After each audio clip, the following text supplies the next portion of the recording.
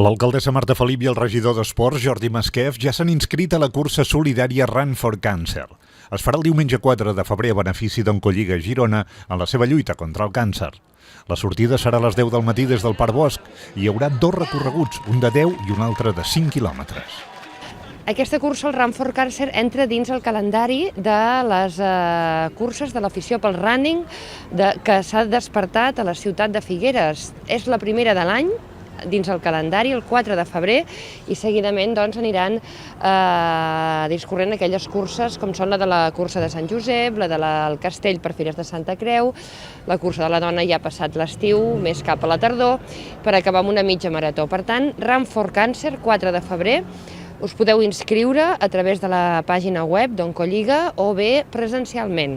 Aquesta és una cursa que se celebra simultàniament a 8 poblacions de les comarques gironines. L'any passat a Figueres es van recaptar més de 4.000 euros. Les inscripcions es poden fer a oncolligagirona.cat i al pavelló d'esports de Figueres. També en aquesta carpa a la placeta baixa de la Rambla alguns dies.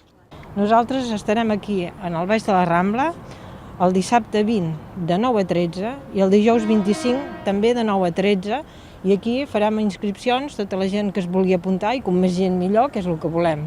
I també, per donar els dorsals, llavors irem a la Casa Empordà, a l'oficina de turisme, el dissabte 27, el dimarts 30 i el dijous 1 de febrer, de 9:30 a 14 i de 16 a 18. Els organitzadors esperen superar el nombre de 500 participants d'edicions anteriors.